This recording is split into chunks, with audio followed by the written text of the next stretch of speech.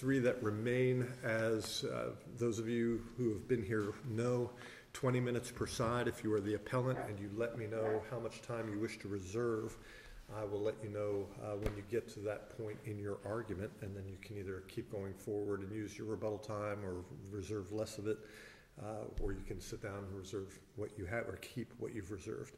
With that, the first case is Boyette versus BAC Home Loans. If counsel's ready. Yes, Your Honor. Please, the court. My name is Jack Hogawind. I represent the appellant Lonnie Boyette. We would respectfully request to reserve 3 minutes for rebuttal. Your Honors, this is an appeal from a final judgment in a residential foreclosure case. It was a non-jury trial, not a summary judgment. The judgment found the aggregate amount due to be $148,600. It was itemized in terms of components. At least 3 of the components in the final judgment, there was absolutely no evidence whatsoever at trial, either contested or not contested. There was a finding included in the aggregate amount due of $1,200 for attorney's fees. There was no, any testimony by any attorney at trial. There was no testimony by any expert witness at trial. The judgment itself awards $1,200 for attorney's fees based on 0 hours at $0 per hour. So there's an issue with the findings as well. There was also a component of $900 for property inspections. Once again, there was no testimony of any sort, contested, uncontested, oral, documentary, to support the fact or the claim that $900 in property inspection charges were incurred. These are relatively small items. A bigger problem is the judgment awarded $23,000 in interest. There was no testimony by anybody at trial with regard to accrued interest. There was no testimony with regard to the default date, that is the day that we would try to run interest from. It was a variable rate note with a ceiling of 9.5%, a basement of Let me interrupt you a second. Yes, sir. Does the notice of default letter to the homeowner contain a default date? A letter is sent to the homeowner telling them that they are in breach and giving them the time by which they may catch up. Yes, there was a default letter, and yes, it would have had a default date in it. Did it come into evidence? That came into evidence over objection, yes. The problem, Your Honor, is that in addition to that, this was a variable rate note that reset in January of 2012. The trial was in March of 2014. Even assuming, and we had objections to the default letter coming in, and I can get to that in a minute. There was actually 2 objections to it coming in. It was hearsay and lack of a proper predicate. But even assuming that somehow that would establish the start date for the running of interest, there was no indication as to what it was of the reset date, which would be February of 2012. And this is where the basement on the variable note was 3 points under the stated rate. The final judgment, even if you assume that it ran from the date in the final judgment, would be roughly 4% on the accrued interest that ran during the course of the case. So there is no evidentiary basis at all, even if assuming, as Your Honor has pointed out, even if assuming we went with the letter that came in and assuming that it came in over objection, we don't know what the rate would have reset to 2 years prior to the trial. Can you tell from the final judgment interest amount and the face amount of the note, if the judge simply ran numbers without making any adjustments, would the interest amount have been greater or less than what the court awarded? If you applied the floor rate, in other words, if you assume giving the benefit of the doubt to Mr. Boyette, and there's actually a recent case, Slaughton, I think, out of the 4th District case that actually does that. It says if it's a variable rate note, then you assume that it's the basement rate. Okay, if you ran it at the basement rate, no, it would be wrong. If you applied the basement rate running from 2012. If you look at the aggregate interest that was charged. Would the amount that the court awarded be too high or too low? Too high. Okay. Because the aggregate amount. Because if it was too low, then There would be no prejudice. No prejudice, and it seems at that point your client would have had the burden to establish that's wrong, as opposed to, Judge, you can't just compute, you know, on a motion for rehearing, Judge, you've computed it using the base rate, and it's clear the rate is. And there was no suggestion or testimony that would have allowed that. There was nothing in the record to indicate that the judge computed it or that he assumed that it was the basement rate. There was nothing. Well, that's my question. If you take the base rate and multiply it out, you're saying it does not match the No, figure. it would not match the basement rate. It would match the 4.75% rate. The aggregate, the interest assessed in the judgment's $23,000, assuming the principal's $115,000, that'd be roughly 20% over a period of slightly under 5 years. On an average base with no compounding, it would come in maybe at 4.25%. The stated rate's 4.75, but the reset was in February of 2012. So, Did you make a specific objection to the lack of evidence to support the interest computation? no, Your Honor, we did not make a specific objection with regard to the interest computation. We did object in the context of a motion for involuntary dismissal at the end of the case that there was no proof of the amount due. And under Wolkoff, the way I read Wolkoff, it indicates that in terms of competent substantial evidence, it doesn't require a specific objection as to things that weren't admitted or weren't addressed. In Wolkoff, I think this Honorable Court makes that very clear that it's a good idea to make an objection, but there always has to be competent substantial evidence in support of the various components in the final judgment, and that's what Wolkoff actually indicated. It looked to and said, well, we didn't have specific evidence of, I think, property inspection. I believe interest was also addressed in Wolkoff. Attorney's fees were also addressed. And the default letter, Your Honor, because I know Your Honor had said was there a date in it, the default letter was in evidence, I believe, as exhibit number 1, and I believe the default date on that was September the 8th. September the 8th, 2009. And I'm reading from page 91 of the hearing transcript. And it also appears that it came in without objection. Mrs. Evans states on page 91, I'd like to enter that as Exhibit 4. No objection is what the record is showing. Judge, Your Honor, the default notice is actually dated September 8, 2009, so it would not match the April date. It does reflect an amount due as the date during which payments were first not made. In other words, that's the allegation that when the payments were made, but we don't have any indication as to what happened after that point. In other words, and this was a case, Your Honor, where we also addressed the payment history, or really the lack of any payment history. There was no payment history in the conventional sense that was entered into evidence. The exhibit that is in there is, I believe, plaintiff's exhibit number 4, is not the usual payment history where we see a date, we see a payment, so much allocated to principal, so much allocated to interest, where we can even see a running of payments. What's in there is like a code where there's a bunch of null entries and codes. You cannot even tell specifically what is being said or what is being done. There was no attempt by the witness that was called by the plaintiff to decipher that or to interpret it. The number of 146, the aggregate amount in the judgment, is never mentioned in what they're calling a payment history. Attached to the back of a payment history is what purports to be an escrow balance sheet that has principal balances. That shows the principal balance is only $115,000 3 months before trial. So you have, that's the only thing in a documentary sense that even gives us some number, and it would be $30,000 off from the judgment figure, and again, that's 3 months before trial. There was no testimony by the witness that would have allowed us to interpret this, understand it, make any sense of it. And certainly all of those things under Wolkoff are the type of thing that can be brought up on a motion for involuntary dismissal or on appeal. And just an utter lack of any sensible, competent evidence. The only evidence that they even tried to put in, the bank tried to put in to show the aggregate amount due, is to hand the witness a proposed final judgment.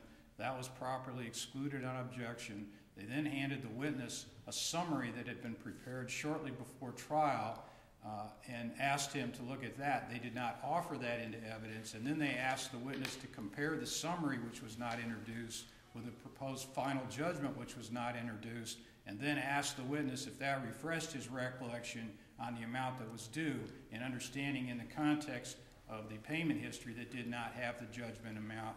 Over a timely objection, the witness was permitted to say the aggregate amount due is $148,000. Your point, I think, at trial was he doesn't have a knowledge to be refreshed. Exactly. In other words, a memory was being created shortly before trial. He was relying on business records that he purportedly reviewed. Right. A summary that was prepared. Yes. So it wasn't reviving his recollection. Exactly. It was the conduit for the hearsay documents that were not introduced. Yeah, and that's what Garrett versus Kershman says. That's all it was. It was simply a conduit.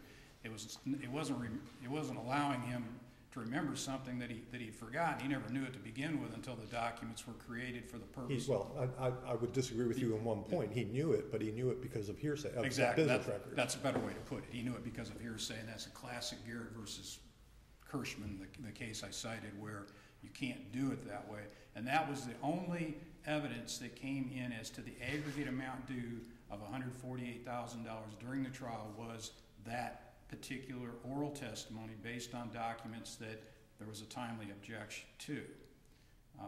And based on that... But again, as to the lack of specificity, does the record reflect that you made an objection to the lack of specificity or the failure to break down those numbers below? I did not make a specific objection to the failure to break the numbers down, no, Your Honor. I do think, and again, I think Judge Silverman was on the panel that decided Wolkoff, so I may be, obviously Your Honor's knowledge is much greater than it, but it appears that that's what Wolkoff requires, and I may be misreading it, but that there has to be an evidentiary basis for it, and that if there is not an evidentiary basis for the components that give rise to the total amount due, that would be a failure to come forward with substantial and competent. Do you even have to get to the breakdown if the testimony reflects that he is testifying as to hearsay? I don't know that you do. I mean, you've objected to the quality of his testimony right. because it's a hearsay basis. Yes. And so if you are correct on that, I guess the question becomes, at what point does the burden shift to you to bring in opposing evidence to show these numbers can't make sense? I don't think the burden would ever shift to us as the defendant to do that. It's their burden to show that, number one, the aggregate debt's there, and number two, to show...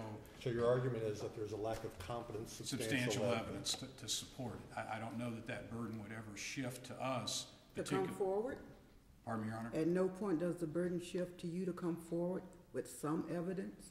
At no point, no, Your Honor. It's always, the burden's always on the plaintiff. It's always on the bank. They're the ones that need Once they've made a prima facie case, there is no shifting of a burden to come forward to refute a prima facie case. Your Honor, I don't believe that they ever proved a prima facie case at all. There was no there was no testimony from any attorney about attorney's fees. There was nobody that ever said that. Was there an objection to the lack of testimony from an expert as to what is a reasonable number of hours and a reasonable hourly rate, notwithstanding those zeros that are in the final judgment? There was never an objection because there was never opportunity. It wasn't like they tendered an affidavit and I should have objected and said, we object to an affidavit of attorney's fees coming in. They never tried to do it. It wasn't where the witness was asked, did you pay attorney's fees or did the bank pay attorney's fees? And I didn't object. Their question was never asked. In other words, there was nothing said about attorney's fees. There was just a judgment that was entered that included a component for attorney's fees. It's the same thing for the property inspection. There was never an opportunity to object because it was never addressed. They never mentioned the word property inspection. They never mentioned the word attorney's fees. There would be no opportunity to object. Are you arguing that there's a requirement for an objection, or under Wolkoff, does it even matter? I don't think it matters. I'm responding to Judge Crenshaw's suggestion. My position under Wolkoff, it doesn't matter, but in any event, responding to Your Honor's questions, there wouldn't have been an opportunity to interpose it, even if the court felt that I was wrong and that I had a duty to object to the various components. And again, I could be misreading Wolkoff, but it seems to say you look to the components. It may have been in a different context, but there is language in Wolkoff where there was no evidence as to this component, there was no evidence to that component, and that appeared to be a consideration of the court in that case. Well, if your objection was that there was no sufficient predicate and hearsay, and if that should have been sustained, then there's no prima facie case because the evidence shouldn't have come in. Correct. That's exactly what we're saying. And we submit, Your Honor, and obviously I'm an advocate for my client. It seems to me that the case has to be reversed. We would respectfully submit the real question is what happens on the remand. Our position is that it's a Wolkoff scenario, and that if Your Honor does agree and that the case should be reversed, that it should be reversed with directions to dismiss based on Wolkoff. And I want to ask this question because I want you to have the chance to address it. It seems to me Wolkoff is distinguishable because in Wolkoff there was no evidence really even close to establishing what was needed to be established. Here, had the court sustained your objection, the plaintiff could have potentially done a better job presenting more evidence. So there's evidence in the record that supports the amount. It ends up being potentially improperly admitted evidence. That's not a Wolkoff situation. Well, and that's part of I guess, again, where Your Honor's knowledge is much greater. Wolkoff, and I've cited a couple cases, one is really as contrary authority on this subject by way of supplemental authority. Wolkoff has kind of been interpreted the way Your Honor is just indicating, that in that case there was no evidence, that there was a tendering of a proposed final judgment to the court, and the witness said, yeah, it seems accurate. But there's another passage in Wolkoff where it says, the mortgage payment history records introduced through event were incomplete, out of date, and failed to reflect the current amount owed on the mortgage. These records do not support the dollar amounts contained in the final judgment. That part makes it look like in that case that there was payment records introduced. They're just out of date. And then the second facet of it. Well, it does seem that the records introduced in this case at least support the principal amount due and owing. Well, no, they're out of date because the only when you look at the payment history, assuming it comes in, the only date that you can even decipher from there is November 15, which shows a principal balance of $115,000. That's the only date you can find in the payment history is $115,000. And that's only on the escrow balance sheet on the last page. And if you go to the last page of that exhibit, Plaintiff's Exhibit 4, there's an escrow balance sheet which shows the principal balance being $115,000 just 3 months before trial. And obviously, you could never run even 4% interest from that point and hit $23,000 interest.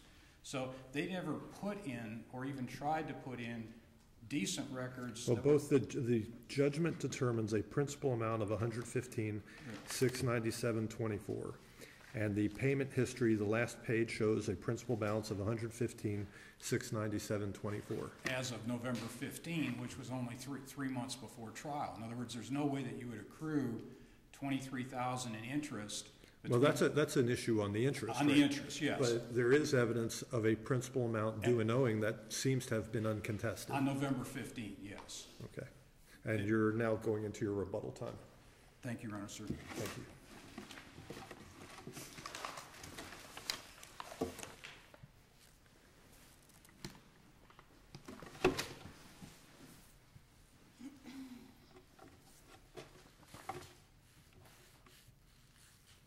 May it please the Court, Elizabeth Tambora Klein on behalf of Appellee BAC Home Loan Servicing. The appellant raises 3 issues in his initial brief. Issue A is regarding whether or not it was proper to use the business record summary to refresh the witness's recollection of the total amounts due and owing. So exactly what recollection was being refreshed? The analysis of Exhibit 3, which was the payment histories. Did your witness testify at any point that he had personal knowledge of any of this information apart from his review of the business records? Yes, he testified that he reviewed the business records. Tell me where you're reading from. Okay.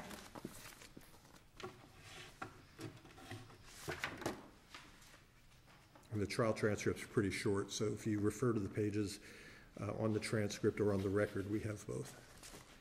Does yours look like this? Is that 4 and 1? Yeah. No, but if you read the page in the box, that'll tell us what page. Okay, the page in the box is page 6. Give me just a second, okay?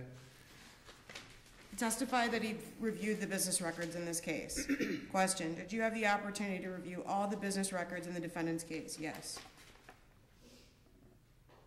Also on page 6. So he is testifying he is relying on business records. Yes. Does he ever testify that he has personal knowledge of anything related to this case apart from the business records?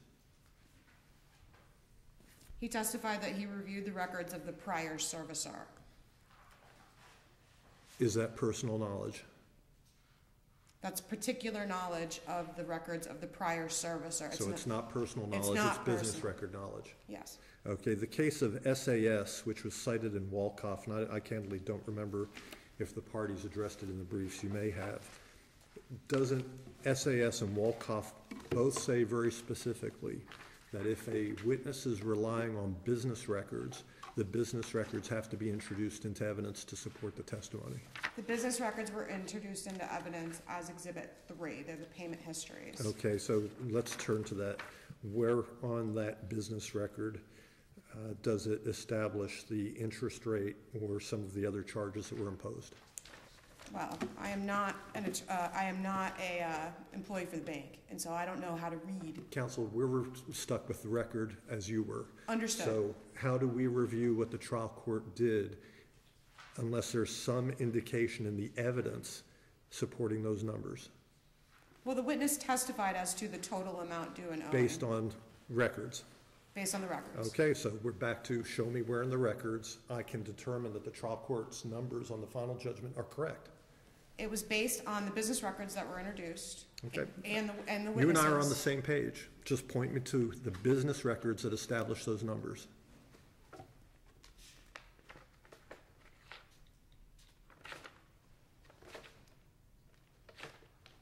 Well, we have these business records from the prior servicer.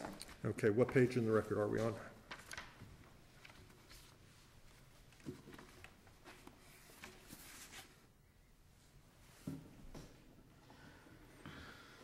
It would be between pages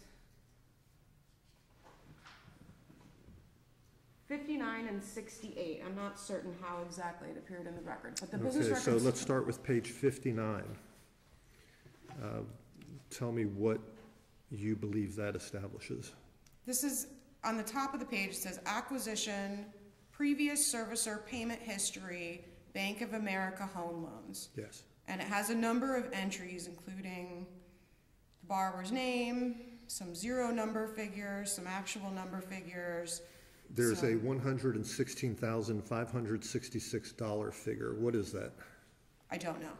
There is a $2,875.68 figure. What is that? I don't know. How does it tie into the either of those numbers tie into the final judgment? I don't know. Next page. Unless there's something else you want to address on that page, go to the next page, and I see again 116,566, and then I see several minus entries. So how do they tie into the final judgment? I don't know. All right, next page. We can go through this page by page. Is there anything that you can tell me ties in to the final judgment other than the very last page, which is, it looks like page, hang on one second, let's see if I can see that. Page 67 of the record, it has a principal balance of $115,697, which seems to tie into the final judgment. Yes, Your Honor. And there are a number of entries for insurance and taxes. I haven't added them up independently, but I'm assuming if I get my calculator out, that will add up to those entries in the final judgment. Do you know if they do or they don't? I wouldn't know, because his testimony was based on analysis of these records. He went through the records. But you agree then that his testimony is based on the business records? Yes. So if these business records do not establish all the amounts in the final judgment, why would we not reverse under Wolkoff and SAS? Well, we also have the testimony of the witness as to the total amount due and owing. Which is To the extent it's not supported by records and evidence, you would agree is then hearsay.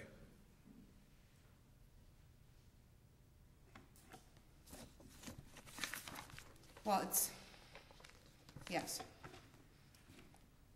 Appellant's issue B argues that there was not competent and substantial evidence of the amounts due and owing. There was competent and substantial evidence in the form of the payment histories that were admitted as Exhibit 3 and the witness's testimony. Appellant relies on this court's decision in Wolkoff. In Wolkoff, as you mentioned, there was no evidence as to the total amount due. The payment histories in that case were incomplete and out of date. The witness did not testify to the unequivocal amount due, only that it seemed accurate. We don't have that issue here. We have payment histories that were admitted as evidence in this case, and our witness testified to the amounts due and owing unequivocally.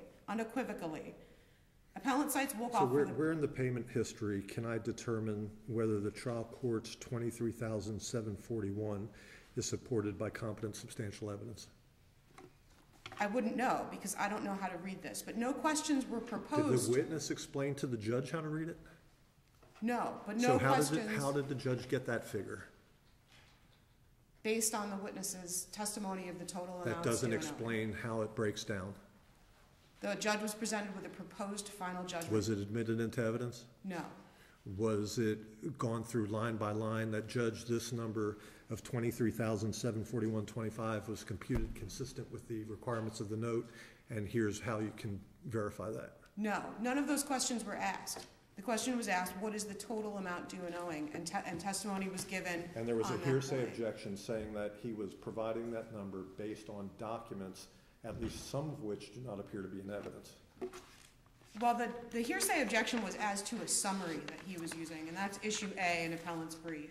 He argues that it was improper for the witness to review the summary prior to testifying. Was that summary reflective of the witness's own personal knowledge, or was that a summary of the business records? The summary was created by someone other than the witness. It was someone in the witness's office. It was created from the business records. But it was created from the business records, yes. So how is that properly refreshing someone's recollection if they have no independent recollection? Well, the Florida Supreme Court said that an item to refresh recollection can be hearsay. Since it's not presented for the truth of the matter asserted, a hearsay objection is not relevant. And that's true in order to refresh a witness's recollection. This witness confirmed he has no independent knowledge. His knowledge flows from the documents, correct? His knowledge flows from the payment history. So if the payment history reflects all the numbers on the final judgment, you probably win. So show that, and I don't want to beat a dead horse because it sounds like you're telling me you cannot show me on the payment history all the numbers that the trial court arrived at. No, and that's something that should have been done in the lower court. If he took issue with the numbers in the judgment, then he had the opportunity to ask the witness then, what do these values mean? Why are there so many fields that say null? Why does it look this way? How come it doesn't spell it out like the judgment figures do? And the witness could have had an opportunity to explain where these numbers. Under Wolkoff, your opponent isn't required to do that. Well, the issue that he's raising it here now today, and under Wolkoff, isn't he entitled to raise it here now today? Well, no, that would constitute unfair surprise. The issue in Wolkoff is that the plaintiff failed to present evidence in the form of hard evidence, like the payment history, and unequivocal testimony but as to. He's challenging the sufficiency of your evidence, which he's allowed to do on appeal. Yes. It's your burden to put to put in competent substantial evidence at the trial court level. If you don't, he can challenge it on appeal under Wolkoff. Understood, but he's citing Wolkoff for the proposition that plaintiff has a duty to. Well, it doesn't matter what he's citing it for. We have to use it. We just wrote it recently. I agree. Yeah, I don't dispute you there. But he's citing it for the proposition that plaintiffs have a duty to itemize each of the numbers in the total amount in order to get judgment, even if it's an uncontested case. If there's no one on the other side, they need to itemize the amount of taxes, itemize the amount of insurance, and he's basing it on that language that was not part of the holding that said that the party failed to establish this amount and this amount and this amount, when in fact they failed to establish any amount because they did not provide the evidence, but that rule creates a slippery slope. I mean, can we just prove taxes that are due at that point, or do we need to prove taxes for each year? Well, how did the trial court come up with $1,200 in fees, $945 in property inspections, and $23,741 in interest?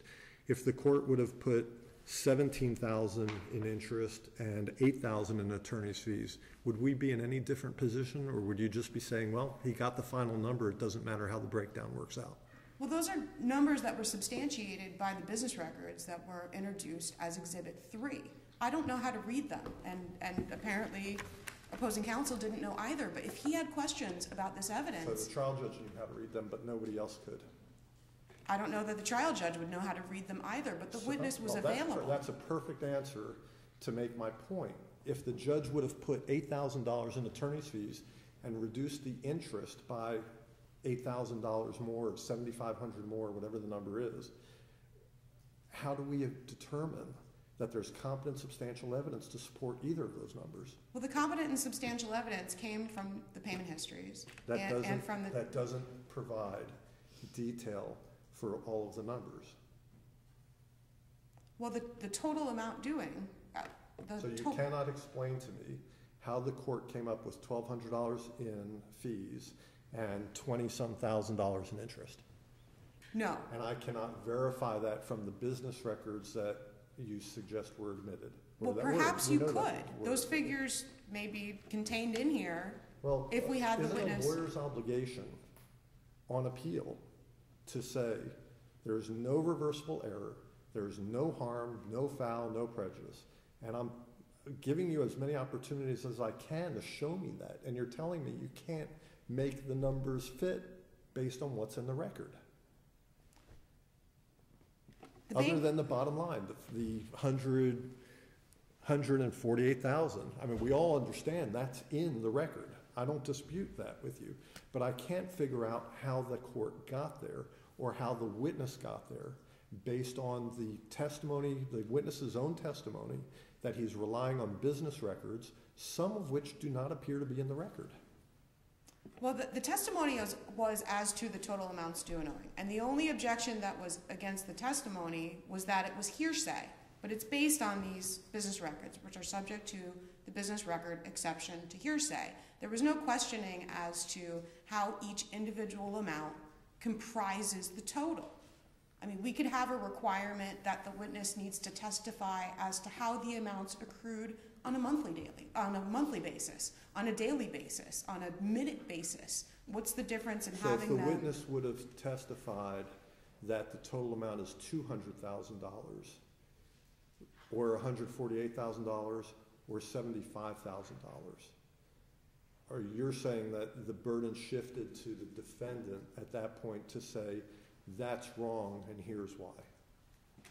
If the defendant had the opportunity to examine the evidence in this case and ask questions about the evidence, if the witness came in and made a misrepresentation about the numbers, then the other side would have the opportunity to question them about that misrepresentation. There was no such questions. There was nothing to tip us off in this case that these numbers were somehow wrong. But isn't that, and I'm sympathetic, I mean, I really am, because, you know, there's money owed. But I'm sitting here staring at Wolkoff, which cites Rule 1.530E, which says that when an action has been tried by the court without a jury, the sufficiency of the evidence to support the judgment may be raised on appeal, whether or not the party raising the question has made any objection thereto in the trial court, or made a motion for rehearing or for new trial. In other words, as I'm reading it, it's on you to make sure that you got into the record what you need, and they can sit there and do nothing and come here for the first time and say, look, these numbers don't add up, they don't make sense, they don't compute, show me. And we're sitting here trying to put this puzzle together without some of the puzzle pieces, it appears. And you're saying, well, they didn't raise it, they didn't question it, the rule says they don't have to. Well, plaintiff had a duty The floor is yours. Thank you. The plaintiff had a duty to establish the total amounts due and owing in this case. Defendant is citing... in a fashion that's supportable and reviewable, so we can say, oh, okay, I see. 4.25% times 14 months equals this. that this court could set out a rule that there's specific questioning that a plaintiff has to use. They have to elicit individual testimony regarding the amounts due and owing year to date, the amounts due and owing month to month, the amounts due and owing day to day. But there's no specific requirement within the rules that you need to testify a certain way, that you need to ask magic words to arrive at that total number.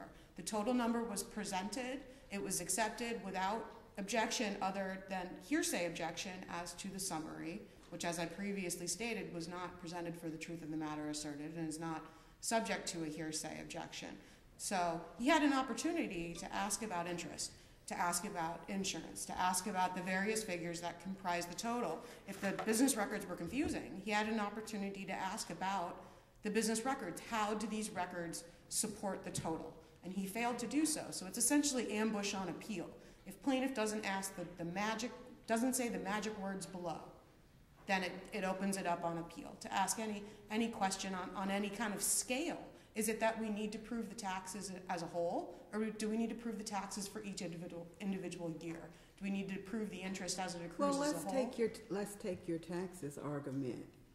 Is there anything in this record that correlates to the total tax amount that's in the final judgment? I think I don't think there's any dispute that your principal number, 116,566, is there, but there is still a gap. So tell me what is there in the documentary evidence that correlates not to the de minimis numbers, but to the larger numbers? Yes, Your Honor. The taxes are a little bit easier to decipher. Okay. Where are they found in the documentary evidence? I do not have the evidence paginated because I don't know what exactly was in there, but the ones that look like this and say Bank of America Home Loans on top, they're all regarding escrow, interest, FHA, mortgage insurance, payment. These are a little easier to read. And that was part of the payment history that was offered, is what you're saying? Yes. It's a little easier to read than the prior servicer records, which contain all those null values, but that does support taxes. All the values are supported in here to my knowledge, but I don't have the witness here to explain to you how this payment history reads. I'm not talking about explaining. Where are those raw numbers found in the documentary evidence that was offered?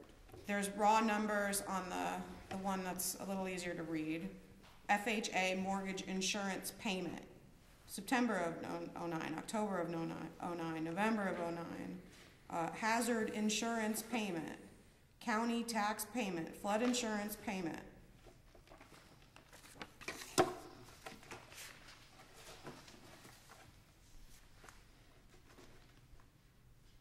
The other ones, they don't label what the numbers are.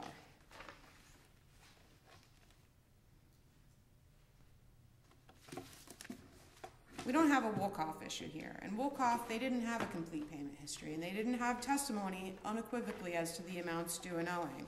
Defendant is attempting to put in a new rule that's a slippery slope, that you need to prove certain things. You need to say magic words below in order to have a firm judgment that will stand up on appeal.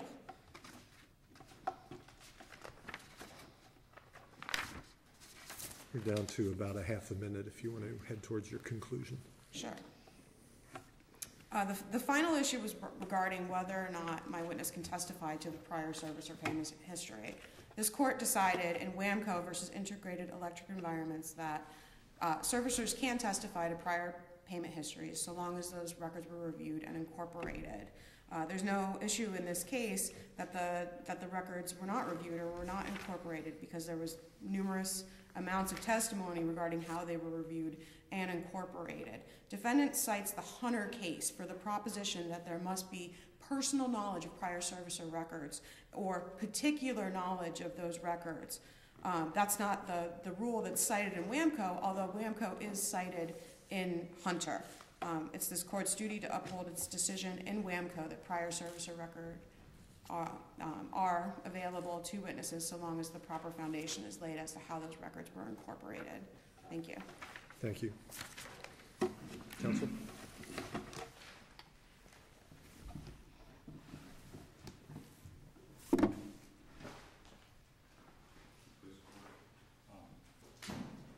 suggestion that somehow it's the defense lawyer's affirmative duty to explore these things. Even if we were to accept it, it wouldn't solve the problem here, because there would be no way that we would have known to inquire about attorney's fees or property inspections based on the exhibit they put in. In other words, if she can't decipher it now, if we all can't decipher it, then how was I, as the trial attorney or any trial attorney similarly situated, to know to even ask about it? We have an indecipherable exhibit. That doesn't tell us that we need to ask about attorney's fees. So I don't really think that, particularly in this case, that the burden could shift to the defense to anticipate something that we can't even believe is out there based on the exhibit. I did, Your Honor, want to just discuss a little bit the issue of, if Your Honors feel reversal is appropriate, whether or not there should be directions for a dismissal on remand. The Burdishaw case, Your Honor, we feel sets up perhaps a balancing test. And I understand that, you know, we have the case in Wolkoff, and I also cited Beauchamp as really contrary authority. Beauchamp seems to say that no matter how sorry the evidence is, no matter how weak it is, if somehow the plaintiff, the bank, can slide in the amount due, no matter how woefully inadequate they got to that point, that's enough, and they avoid a dismissal and they get a redo on remand. I think that's what Beauchamp says. Burdishaw is a more recent case, and that seems to adopt a balancing test. In Burdishaw, they actually put into evidence a current statement of the amount due. It got in, and later the court ruled that it wasn't properly authenticated. But Burdishaw looked to the overall scheme of things, and in that case there was a 4-year, as in this case, a 4-year delay in the prosecution of the foreclosure case. There was a certain issue whether it should have gone down for lack of prosecution, and the court notes that, but did not ultimately rule that it should be dismissed on remand because of the lack of prosecution.